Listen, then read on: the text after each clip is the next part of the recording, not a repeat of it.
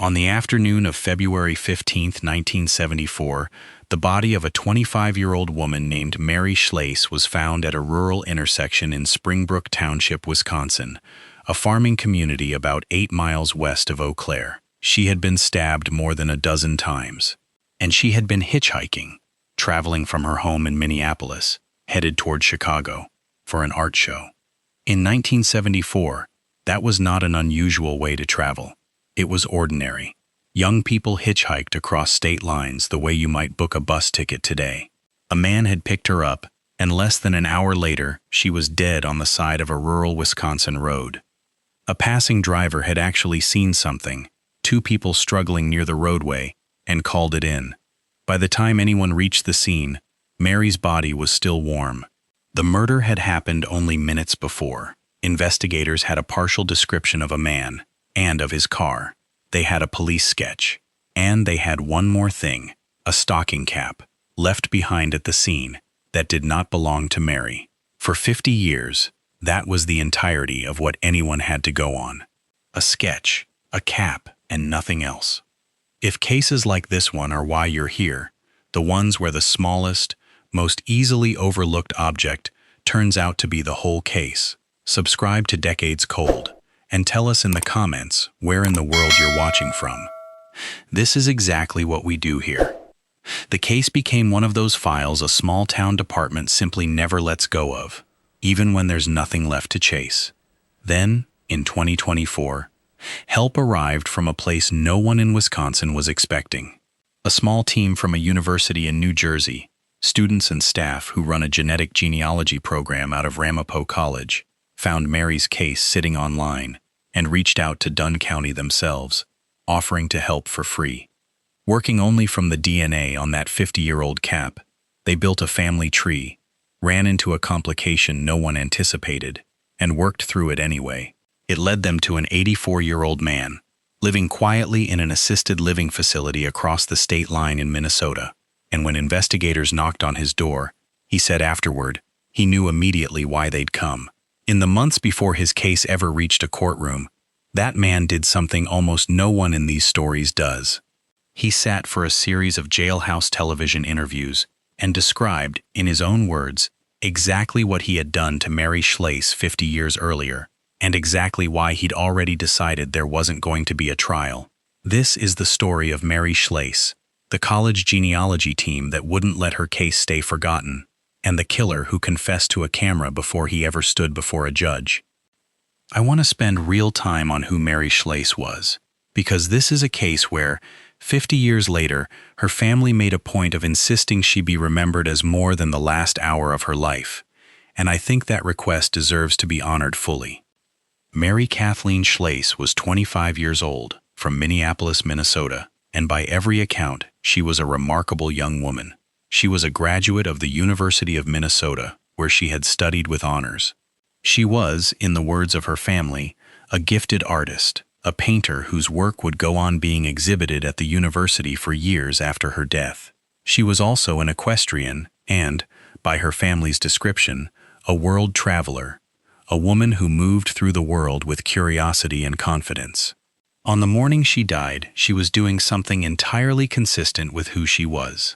Heading out on the road, thumb out, toward an art show in Chicago, trusting the world enough to accept a ride from a stranger, because in February of 1974, that trust was simply how a generation of young people got around.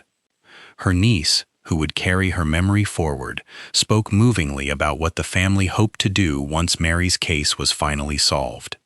They wanted, she said, to visit the University of Minnesota, where Mary's art has continued to be shown, to celebrate the 25 years Mary was alive, not just the moment she was taken.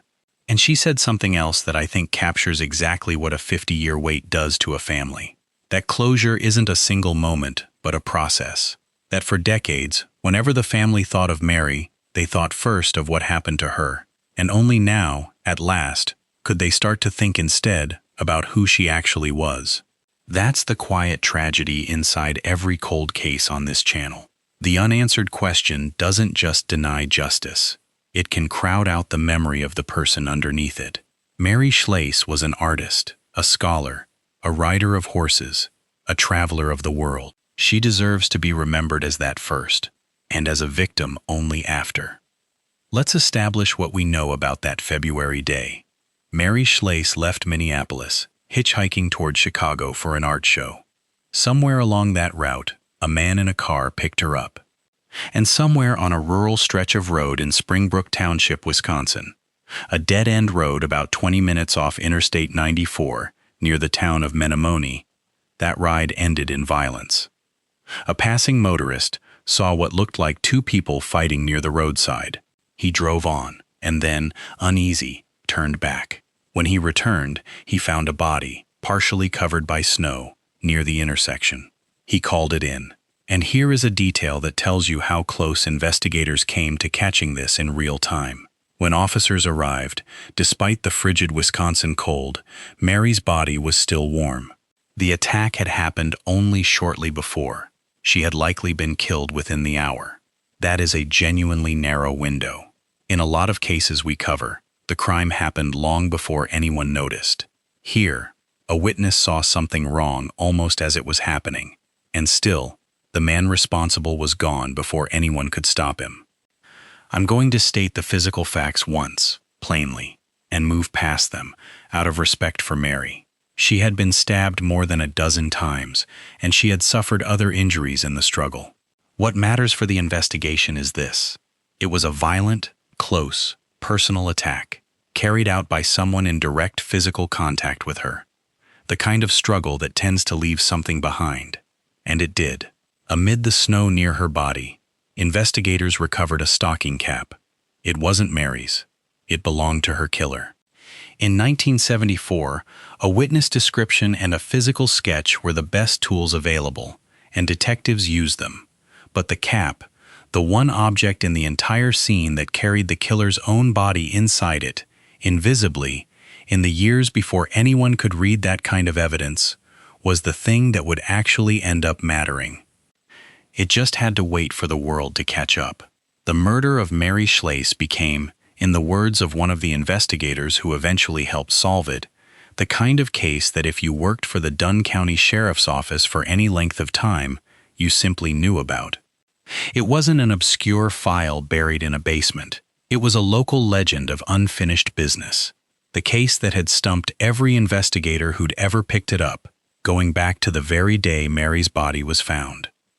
Detectives worked every lead the era allowed. They circulated the sketch.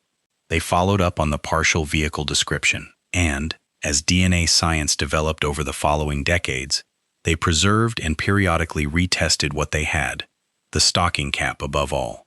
But a DNA profile, however well preserved, is only as useful as what you can compare it to. Investigators ran it against CODIS, the criminal database, again and again over the years. Nothing. The man who killed Mary Schlais had never been convicted of a DNA qualifying offense in the decades since 1974. As far as the system was concerned, he was a ghost. Real, present in the evidence, but invisible to every tool available. And so, for 50 years, this is what working the case meant. Keeping the file open, keeping the cap preserved, periodically checking a database that kept coming back empty, and hoping. Generations of investigators handled this file and handed it to the next generation unsolved. That's an enormous, quiet burden for a small department to carry. Not because anyone was failing at their job, but because the tool that would actually crack the case simply hadn't been invented yet. 50 years is longer than most careers in law enforcement. Mary Schlais's case outlasted the working lives of the detectives who first tried to solve it. The break in this case didn't come from inside the Dunn County Sheriff's Office at all. It came from 1,200 miles away, from a college campus in New Jersey, and it arrived, essentially, unsolicited. Ramapo College runs something called the Investigative Genetic Genealogy Center, a nonprofit program staffed by researchers and students dedicated to using forensic genetic genealogy to help solve cold cases, often for agencies that don't have the budget or the in-house expertise to pursue it themselves. And here's the detail I find genuinely remarkable about how Mary's case got moving again. The Ramapo team found her case on their own, browsing public cold case listings online. and they reached out to the Dunn County Sheriff's Office directly, offering their help. A small department in rural Wisconsin, carrying a 50-year-old file it had run out of ways to advance, got a phone call from a university across the country that had simply decided her case was worth taking on. I want to dwell on what that represents, because it's a genuinely hopeful thread inside a dark story. Solving cold cases has, for a long time, required either a well-funded department or a paid private lab. What Ramapo's center represents is something different: a volunteer, academic infrastructure, students and researchers willing to do the painstaking work for free, purely because a case deserves to be solved and a department needs the help. It's a reminder that a 50-year-old murder isn't only the responsibility of the police who happen to inherit the file. It can also be the responsibility of anyone with the skill and the will to pick it up. In this case, that turned out to be a small team at a liberal arts college who decided that Mary Schlais's name still mattered. To understand how the Ramapo team actually worked this case, it helps to understand a constraint that isn't always obvious from the outside. When people think of genetic genealogy, they often picture the giant commercial databases, Ancestry, 23andMe, tens of millions of users. Investigators cannot use those. By policy, those companies don't allow law enforcement searches of their databases without a warrant that essentially never comes. Investigative genetic genealogy works instead within two much smaller opt-in databases, Family Tree DNA and GEDmatch, where users have specifically agreed their data can be searched this way. It's a narrower road, and it makes every case harder than the headlines about DNA cracking cold cases tend to suggest. Dunn County provided the Ramapo team with the DNA profile developed from that 50-year-old stocking cap, and the genealogists went to work the way they always do, searching those two small databases for genetic relatives of the unknown killer, then building outward, constructing a family tree, branch by branch, trying to narrow the field down to one specific man. As the center's assistant director would later explain, the difficulty of any given case depends on the complexity of the family tree, how close the genetic matches are, and whether there's an adoption anywhere in the mix. Depending on those factors, she said, a case can be solved in an hour, or it can take years of painstaking work. Mary Schlais's case turned out to be one of the harder ones, because buried inside the family tree the Ramapo team was building, there was exactly the complication their assistant director had warned about: an adoption. Somewhere in the killer's own lineage, a family connection had been legally and quietly rerouted, and it meant the straightforward genetic path the team expected simply wasn't there. They had to work around it, reconstructing the true biological relationships underneath the adoption, rather than the ones written on paper. It's a reminder that even with the DNA in hand, this work is never simple arithmetic. It's detective work, dressed in the language of science, and it can be undone or complicated by something as human as a family's own private history. Working through that complication, the Ramapo team narrowed their search, identifying genetic cousins of the unknown killer, and, through careful cooperation with some of those relatives, tracing the family tree inward. Eventually, the branches converged on one man, John Keith Miller. Miller was, by 2024, 84 years old, living in Owatonna, Minnesota, in an assisted living facility. He had, decades earlier as a younger man, served time in prison for armed robbery. He'd once held up a convenience store clerk, but that conviction predated the era of mandatory DNA collection, and it had never connected him to Mary Schlais in any database. He had lived the rest of his life quietly, an old man in an assisted living facility, seemingly as far as it's possible to get from the profile of a killer still wanted for a 50-year-old murder. He had been, like so many of the men on this channel, simply never looked at. With the genealogical work pointing to Miller, Dunn County investigators moved to confirm it and make contact. And here is where this case takes its first genuinely unusual turn. When investigators arrived at Miller's door in November of 2024, they didn't have to break down a wall of denial to get to the truth. According to the investigators who were there, Miller told them that as soon as he opened the door, he knew exactly why they had come. 50 years of carrying that secret, And the moment law enforcement finally stood in front of him, there was, by his own account, no confusion about what this was. He was arrested on November 7, 2024, and charged with first-degree murder. The ghost that had eluded 50 years of investigation had a name, a face, and an address in an assisted living facility 1 state away. According to the criminal complaint, when Dunn County investigators first sat down with John Miller and laid out what they had, he initially denied any knowledge of the case. But when they showed him the DNA evidence and, specifically, photographs of the stocking cap recovered from the scene in 1974, his denial didn't hold. He admitted that he recognized the cap as his own, and from there he told investigators the outline of what had happened, that he had picked up Mary Schlais while she was hitchhiking, that he had asked her for sex, and that when she refused, he retrieved a knife he kept stored above the passenger side visor of his car and stabbed her. I want to pause on the object of that stocking cap for a moment, because it's the emotional and forensic center of this entire episode. For 50 years, that cap sat in an evidence room, carrying inside its fibers the one piece of information that could end the mystery, and it did nothing because nobody could read it. It didn't accuse anyone, it didn't testify, it simply waited patiently, the way physical evidence always does, indifferent to the passage of decades, until a team of college researchers in New Jersey finally gave it a voice. When Miller was shown photographs of it in 2024, he said he hadn't even realized, in the chaos of that February day 50 years earlier, that he had left it behind. A small, ordinary object, a stocking cap, the kind of thing you'd never think twice about, turned out to be the single most consequential thing at that entire crime scene. With the physical evidence laid out in front of him, and confronted with a 50-year-old cap he'd forgotten he'd ever lost, John Miller stopped denying what he'd done. The case that had defeated every investigator who'd touched it since 1974 was, in that room, finally over. What happened next is, in my experience covering these stories, almost without precedent. In the months between his arrest and his court date, John Miller agreed to a series of jailhouse interviews with a local television reporter. And in those interviews, he described, in his own words and in considerable detail, exactly what he had done to Mary Schlais. I want to be careful and deliberate about how I handle this, because there's a real difference between reporting what a confessed killer said and giving him a platform. So I'm going to tell you the shape of it, without turning this into his story.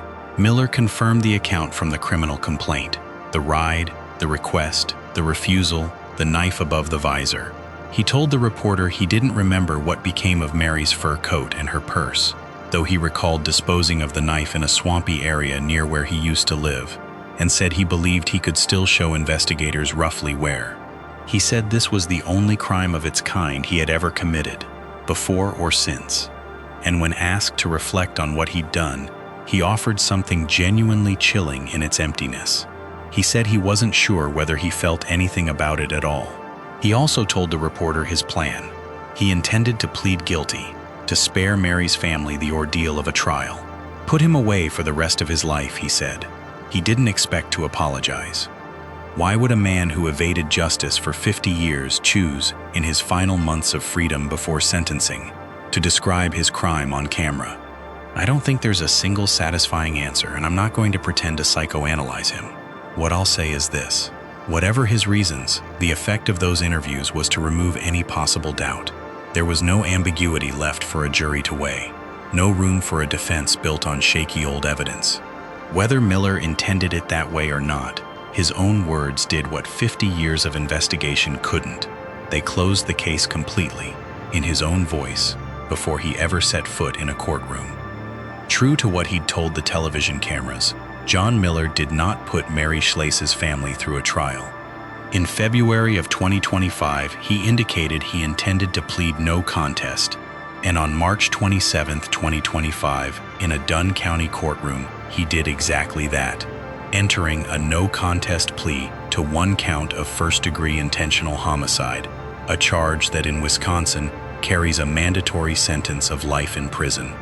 The hearing itself was brief and largely silent. Neither Miller nor Mary's family members made a statement in the courtroom that day. The words that mattered had already been said elsewhere, and there wasn't much left to argue. Judge James Peterson accepted the plea and imposed the mandatory sentence, life in prison. The court also ordered Miller to pay $2,200 in restitution to Mary's family, along with several $100s to cover the cost of extraditing him from Minnesota to Wisconsin.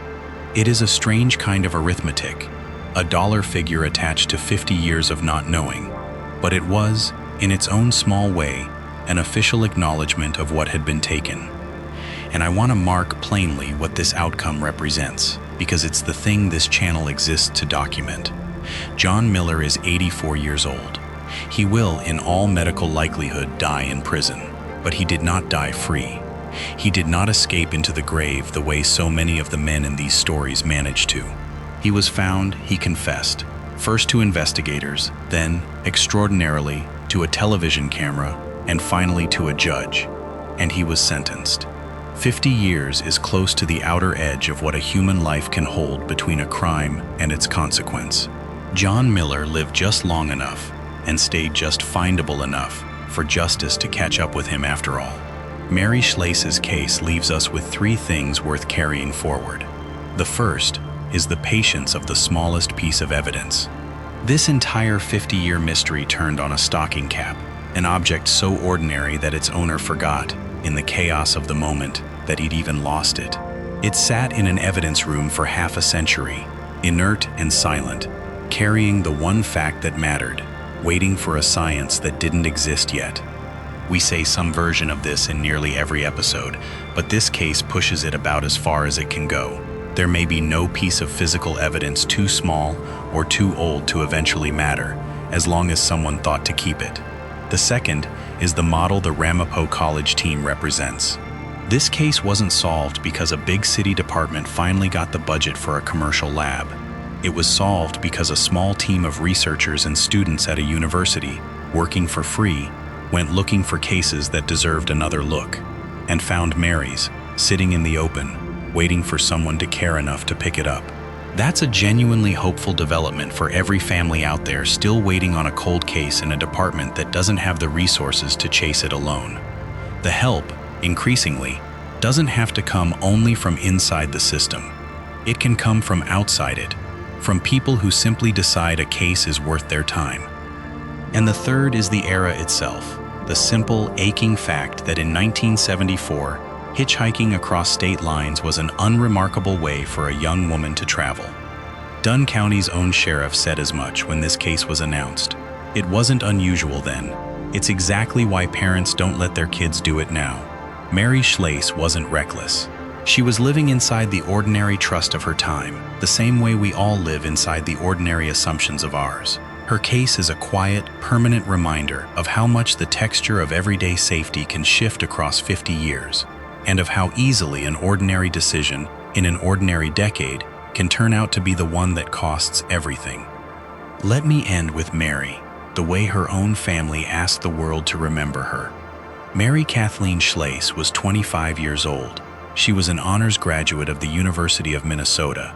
She was a painter whose work still hangs, still gets shown, still speaks for her decades after her death. She was an equestrian and a traveler, and by every account a woman who moved through the world with real curiosity and real confidence. The kind of person who would decide, on an ordinary February morning, to put her thumb out and head toward an art show in another city, trusting the world the way her generation had learned to trust it. That trust was not a mistake. It was simply the world she lived in, until one ride went wrong in a way that no one could have predicted, and everything after that, 50 years of it, became about absence instead of about her. Her family said something at the end of all this that I think is the truest thing anyone said in this entire case. They said that closure isn't a single moment, it's a process. That for decades, whenever they thought of Mary, they thought first of what was done to her. And that now, finally, they could start thinking instead about who she actually was, the artist, the scholar, the 25 years she got to live, rather than only the moment she was taken. That's what a 50-year answer actually buys a family. Not the return of what was lost, but permission, at last, to remember the person instead of the crime. Say her name, Mary Schlais. She was an artist first. She still is. If this story stayed with you, tell us in the comments where you're watching from, and subscribe, because the next one is already waiting.